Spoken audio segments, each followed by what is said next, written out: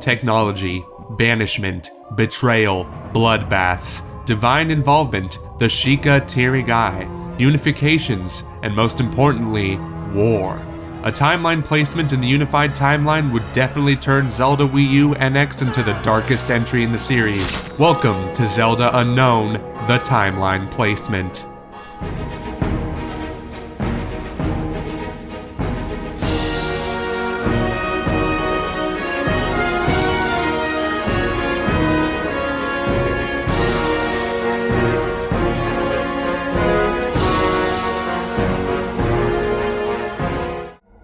The Twilight Realm is a fascinating place, full of peaceful souls. It also has high-tech blue energy glowing from its walls and doors. An eye is the symbol of its banished ancient civilization, and obviously the Sheikah tearing eye on the back of the fused shadow. All of the mentioned signs have led to a common belief in the Zelda theorist community that the Twilight of the Twilight Realm were the descendants of the banished Sheikah interlopers, who in the era of chaos attempted to steal the Triforce with dark magic but failed. But how does this tie to Zelda Wii U and NX? Well, from the current teasers, concept arts, and gameplay, we know that blue ancient technology is present and out in the open. This is evidenced by the energy generated from the highly advanced timeshift monster seen in the 2014 reveal, the Sheikah tablet seen in the November 2015 teaser, the official concept art, the energy arrow from the 2014 reveal, and most recently, the high-tech blue-toned glowing Sheikah tearing eye from Nintendo's E3 Zelda U website. However, that is far from all, as markings and symbols resembling those found on the doors and walls of the Palace of Twilight can be found on the statues and even the monster itself in the Zelda U reveal. All of this, along with the newly released Sheikah symbol, indicates a heavy influence and impact of the tribe on the game's plot and gameplay. If this is the case, then how could the plot unfold? As you might remember in Twilight Princess, the light spirit of Lanayru told about an event in ancient times when mysterious interlopers were banished after they attempted to claim the almighty Triforce with the use of dark magic and diffuse shadow. Where have we seen the Sheikah wield this kind of powerful magic before? Right, the magic young Impa utilized in Skyward Sword, when she generated a blue force field against Girahim and dropped a concentrated blue energy ball to blow up the Gate of Time. The Sheikah at this point in the timeline are indeed powerful individuals who stand close and loyal to the master, Goddess Hylia. Hyrule Historia, page 71, confirms that the Sheikah tribes served Goddess Hylia and were chosen by her grace to watch over the sealed demise in the aftermath of the ancient battle, a duty which passed on from generation to generation. A further indication of their prominence can be witnessed in the Lanayru Gorge on the first timeshift stone you encounter, which is surprisingly marked with what appears as an ancient Sheikah eye. Coincidence? We don't think so. The powerful timeshift stones did not only turn back time, they were a precious and concentrated energy source, leading an ancient advanced society to construct timeshift robots to unearth them. But why does an altered form of the Sheikah eye appear on this mother stone and the stone on board Skipper's boat? It's because the timeshift technology is Sheikah technology, and naturally they constructed the timeshift robots with or without the human's help. But let us skip forward a bit to the ending of Skyward Sword, where the Triforce remained unprotected on the top of the goddess statue. Old Impa passed away, the humans returned back to the surface and became Hylians upon the realization that Zelda was the descendant of her grace, Goddess Hylia. Due to their later presence, we can assume that the Sheikah were around at this point, but unlike Impa, who befriended Link, Groose, and Zelda, they might view the return of the formerly weak humans, now turned Hylians with their almighty Triforce in their grip, as a threat. While they managed to live in peace for some time, tensions rose when the Hylians began to fight among each other for the Holy Relic. Hyrule Historia, page 77 states, the surface was eventually named Hyrule, but after years of peace, a wave of chaos once again engulfed the land. Obviously, the unprotected Triforce caused this tension. Based on these facts and series producer Eiji Aonuma's recent statement that the Wolf-Link amiibo will have an effect on Zelda Wii U NX, and that the game will give OIC moments to Twilight Princess, which she also referred to as a type of origin point for Zelda Wii U. It seems as all of this hints that the installment might begin in the era of chaos, shortly prior or after what the original Japanese text in Twilight Princess describes with the following words. For a long time the world was at peace, with people's hearts being deeply faithful, but at length a rivalry ensued over Hyrule, the Holy Land. In the midst of the people, persons who excelled at magic appeared. With powerful sorcery they tried to rule the Holy Land, but the goddesses sent us light spirits to seal away the gigantic magic of those people.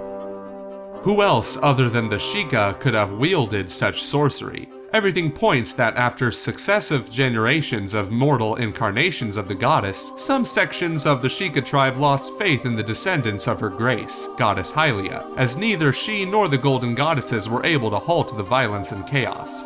This difference of belief would lead to a split among the Sheikah. Some of them would remain loyal to Zelda's descendants, while the other half was determined to take the Triforce away, end the vicious battles that had incited among the Hylians, and use it to what they saw as just. The blue energy monster from Zelda Wii U NX reveal can in this instance be one of two things: a robot engineered by insurrectionists or a creation of the gods. We will in this instance go with the first option, as similar markings on the timeshift monster and some of the statues seen in the Zelda Wii U reveal teaser can be found within the Palace of Twilight in Twilight Princess, suggesting that the robot belonged to the ancestors of the Twilight, a branch of the Sheikah who lost faith in the gods and actively opposed them. But which division of the Sheikah will Zelda U and Zelda NX Link be allied with, and which will be the great enemy of the game? The obvious answer would be that Link, as the hero, will at some point in the first half of the game team up with a loyalist Sheikah, be given the tablet and arrows in order to take down the insurrectionists sometime prior, or based on the presence of the blue energy monster after the defectors sealed away the Triforce and took over Hyrule. Could it be that we will be set up to a choice in terms of whether we ally with the loyalist or insurrectionist Sheikah? This would mark for two radically different outcomes, one where Link helps the defectors to seal away the Triforce to end the battles over the Holy Relic, and thus cause another timeline split where the Kingdom of Hyrule never rises. It might have some ground since Zelda U and NX Link is yet to be seen in his green heroic tunic, but if we follow the established timeline, we might end up with the following aftermath. The ancient technology and magic must have been stripped away from the Sheikah by the light spirits and handed over to the descendants of her grace, the Hylians. Nevertheless, instead of destroying it, Rauru and the future royal family decided to utilize the technology to craft the Ocarina of Time and implement it further in the construction of the Temple of Time, which the name most likely derives from the timeshift stones and more specifically, the Gate of Time.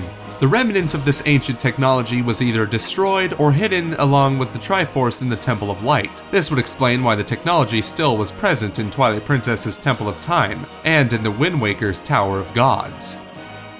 Hyrule's history is dark, and the Interloper War definitely turned the balance of power from the magic and timeshift stone-wielding Sheikah to the absolutist royal family who along with Rauru governed the Triforce. But will this be the scenario for Zelda Wii U NX? Well, it definitely has its strengths. First and foremost, the blue high-tech energy, which might be timeshift technology, is from what we have seen so far out in the open, and the world seems to be in its early stages of development. Solid examples are the energy monster and arrow from the reveal teaser, the glowing Sheikah stone tablet from the second teaser and official concept art, and obviously the Sheikah tearing eye from the E3 website. These would not be around at a later stage in the timeline, as Rauru must have hidden the ancient technology in the Temple of Time. The presence of a glowing Sheikah symbol with blue energy lines and dots, rather than the royal crest, and the resemblance of the symbols and the technology of the Twilight suggests that this game will take place prior to the foundation of the Kingdom of Hyrule. Nonetheless, this possibility is far from flawless, since the first reveal trailer and the opening screen of Hyrule Field clearly indicated the presence of a town with towers similar to that of Hyrule Castle and Town, and when viewed on the map they match with the location of the settlement in Ocarina of Time. The second and bigger flaw to this possibility is the Great Bridge of Hylia, as shown during the 2014 Game Awards demo, as this bridge did not exist until after the era of the Hero of Time in the Child timeline. A final flaw is the world map, which simply doesn't fit to the unified timeline due to the severely different provinces and locations compared to the era of the sky, as Hyrule wasn't this developed even in the era of the Hero of Time, many thousand years later. With all the arrows on the table, we give the Interloper War timeline placement a score of likely. So what do you think about this theory? Leave your opinion in the comments section below, and do not forget to like, share, and favorite this theory, and most importantly, subscribe to Commonwealth Realm to not miss the next episode of this mini-series. Unified timeline, the Civil War, or the adult timeline, the Great Flood. Big shoutouts go to Zeltik, who joined us for this theory, which is an extension of a similar theory on this channel. Check it out by pressing the link in the card or in the credits, and VortexxyGaming for helping us puzzle together what seemed to be a giant mess. She will be joining us later this month to reveal the controversial history of the Hyrulean royal family. Until the next video, this was the Commonwealth Realm, and we'll see you girls and guys later.